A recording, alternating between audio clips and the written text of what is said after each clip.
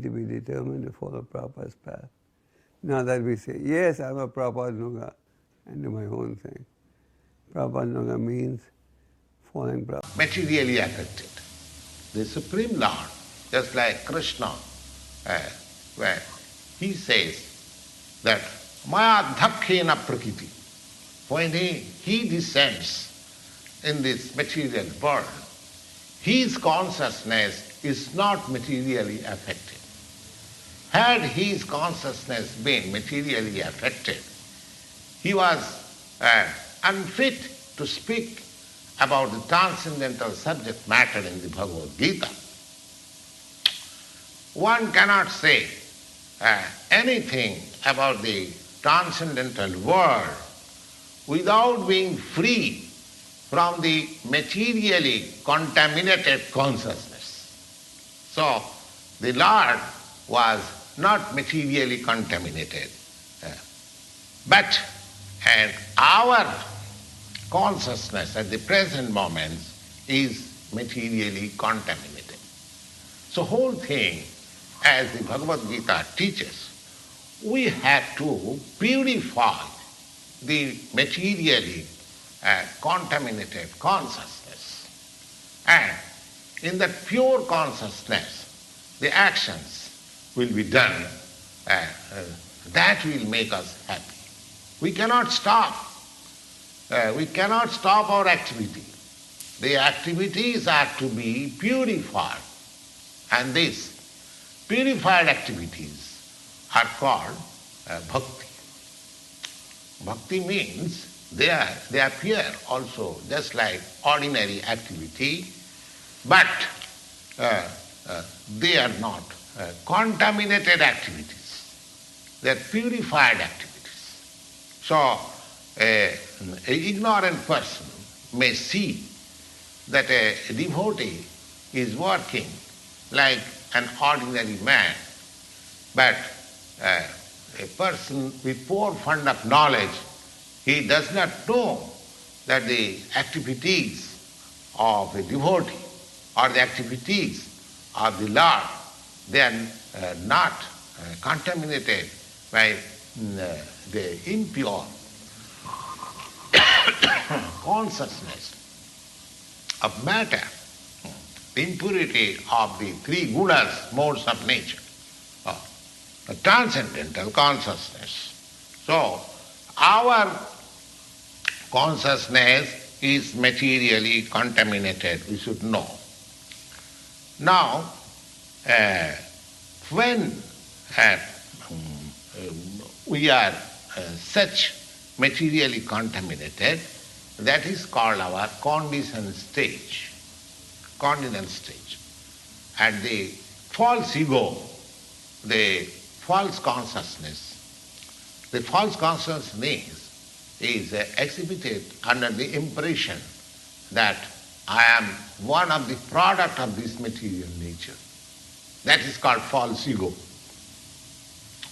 The whole material activities, jasatma buddhi kunape tridhatuke, jasatma buddhi kunape tridhatuke. One who is absorbed in the thought of bodily conception. Now the whole Bhagavad Gita was explained by the Lord because Arjuna represented himself with bodily conception. So one has to get free from the bodily conception of life. That is the preliminary activity for a transcendentalist who wants to get free, who wants to be liberated. He has to learn first of all that he is not this material body. So this consciousness, the material consciousness, when we are freed from this material consciousness, that is called mukti. Mukti or liberation means to become free from material consciousness. In the Srimad Bhagavad also, the definition of liberation is said, mukti hitva annatha rupam sarupena avastiti. Sarupena avastiti. Mukti means liberation from the contaminated consciousness of this material world and to become situated in pure consciousness. And the whole instruction of Bhagavad Gita is targeted to awaken that pure consciousness. We will find in the last stage of the instruction of Bhagavad Gita that Krishna is asking Arjuna whether he is now in purified consciousness. Whether he was in purified consciousness. The purified consciousness is to act according to the direction of the Lord. That is purified consciousness. That is the whole sum and substance of purified consciousness.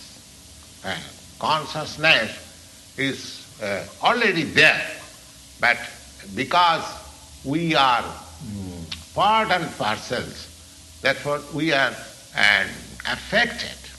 There is affinity of being affected by the material modes. But the Lord being supreme, He is never affected. He is never affected. That is the difference between the Lord and the Supreme Lord and the... Now, this consciousness is... What is this consciousness? This consciousness is that I am what I am. When in contaminated consciousness, this I am means that I am the Lord of all I serve. This is impure consciousness. And I am the enjoyer. The whole material world is moving, that every living being is thinking that I am the Lord and I am the creator of this material world. The consciousness has got two psychic movement or two psychic division. One is that I am the creator and the other is I am the enjoyer. So, the Supreme Lord is actually the creator and He is actually the enjoyer. And the living entities, being part and parcel of the Supreme Lord, He is not actually the creator or the enjoyer, but He is a cooperator. Just like the whole machine, the part of the machine is a cooperator, Or if we can study just the constitution of our body. Now, in the body, there are hands, there are legs, there are eyes, and all these instruments working. But all these parts and parcels of the body, they are not enjoyer. The stomach is the enjoyer. The leg is moving from one place to another. The hand is collecting. The hand is preparing foodstuff. And the teeth is chewing. And everything, all parts of body are engaged in satisfying the stomach. Because the stomach is the principal and fact within the organization of this body. And everything should be given to the stomach. Pranopaharat jathindriyanam. Just like you can see a tree green by pouring water in the root, or you can become healthy. The parts of the body, the hand, the leg, the eyes, the ears, the fingers, everything keeps in healthy stage when the parts of the body cooperate with the stomach. Similarly, the Supreme Living Being, the Lord, He is the enjoyer. He is the enjoyer. And He is the creator. And we, subordinate living beings, the products of the energy of the Supreme Lord, we are just to cooperate with Him. That cooperation will help.